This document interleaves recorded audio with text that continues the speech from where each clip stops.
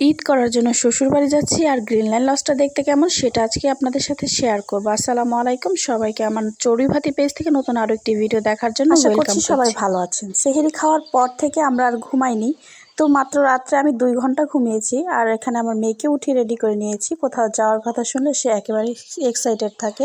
Ready হয়ে নিচে দাঁড়াতেই আমরা একটা সিএনজি পেয়ে যাই। তারপরে সিএনজিতে করে চলে যাই কদমতলী। সেখান থেকে নেমে আমরা সদরঘাটে চলে যাব নৌকায় করে।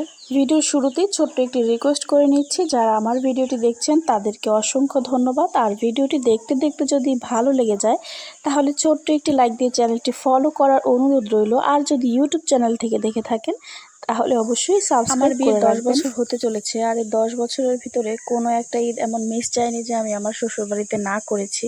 এখন কেন জানি শ্বশুরবাড়িতে না গেলে মনে হয় যেন আমার ঈদই হবে না। আমার মাকেও দেখেছি সারা বছর ঢাকা শহর থেকেছে, কিন্তু ঈদ আসলে অবশ্যই শ্বশুরবাড়িতে গিয়েছে, কখনোই বাবার বাড়িতে যায়নি। তো সেটা দেখে দেখে আমারও এরকমই মনে হয় যেন আমার শ্বশুরবাড়িতে না গেলে ঈদ হবে না। এত ভোর ভোর আমরা রওনা দিয়ে দিয়েছিলাম, যে কারণে এসে দেখি যে কোনো মানুষজনই নাই তেমন একটা। কয়েকজন মানুষ এসেছে আমরা আসার পরে, আমরাই একদম সবার প্রথম এসেছিলাম। তো লঞ্চে উঠে আমরা চারপাশটা ঘুরে দেখছিলাম। আর মাহাজার বাবা আমাদেরকে এগিয়ে দিতে এসেছিল, তো উনি কিন্তু আমাদের সাথে যাবে না। আমার এই 10 বছর বিয়ের বয়সে আমি কখনোই মনে পড়ে না যে আমার হাজব্যান্ডের সাথে প্রতিবারই ঈদে বাড়িতে যাওয়ার সময় হয়তো আমার শ্বশুর আসে আমাকে নিতে, অথবা আমার দেবরকে পাঠায়। তো এবারও তার ব্যতিক্রম নয়, এবার আমার দেবর এসেছে, ওর সাথে বাড়িতে চলে যাব। তো এটা হলো নিচতলার এই সিটগুলো একদম লাগানো, এখানে বসে আরাম করে বসা যায় না।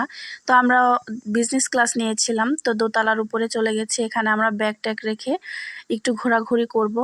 তো এটা ছিল আমাদের সিট। মাহজুজা আর আমি এখানে বসেছি, আর আমার দেবর হচ্ছে ও অন্য পাশের সিটে বসেছিল। আর এটা হচ্ছে দোতলার জায়গাটা, আর নিচতলায় হচ্ছে ক্যান্টিন থাকে। দোতলা থেকে বেরিয়ে এখানে সিঁড়ি দিয়ে উপরে 3 তলায় যাওয়া যায়। রেগুলার লঞ্চে যাতায়াত করেন তাদের জন্য হয়তো এটা কোনো ব্যাপার না, বা অনেকের মনে হতে পারে যে এটা কোনো দেখানোর জিনিস হলো নাকি। কিন্তু অনেকেই কিন্তু আমার এই ভিডিওগুলো অনেক পছন্দ করেন, যে যারা কখনো লঞ্চে ওঠেনি তারা কিন্তু এই ভিডিওগুলো দেখতে অনেক পছন্দ করেন। তাদের জন্যই আমার আজকের এই ভিডিওটি। তো এখানে আমরা দোতলায় কিছুক্ষণ হাঁটাহাঁটি করছিলাম। আশেপাশে পরিবেশটা খুবই সুন্দর ছিল, একদম সকালবেলা ভোর ভোর।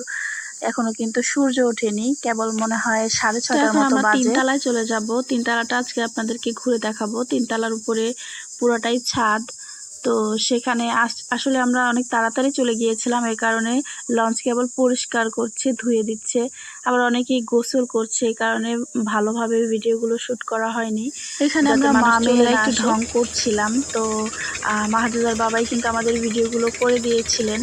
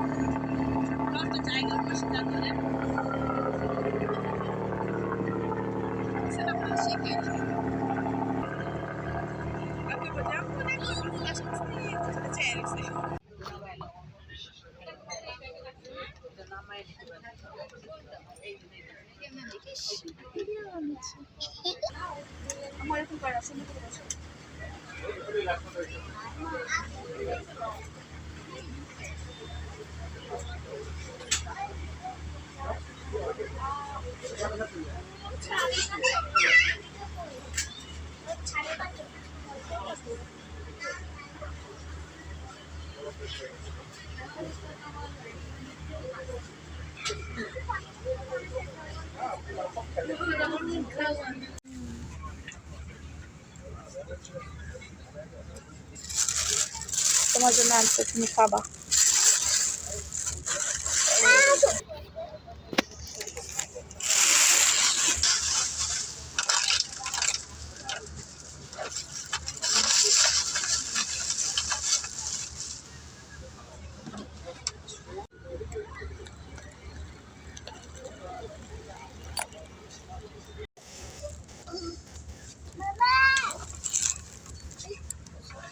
এটা ঠিক করেন, এরকম তো দরকার নেই, আর বের হতে পারে না।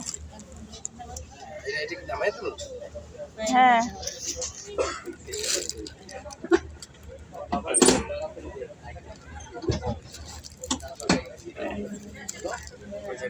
দিয়ে দিচ্ছি। তুমি একা একা কোথাও যাবা না, হ্যাঁ? তুমি শুয়ে ঘুমাবা। হ্যাঁ, ওকে, ঠিক আছে, হ্যাঁ।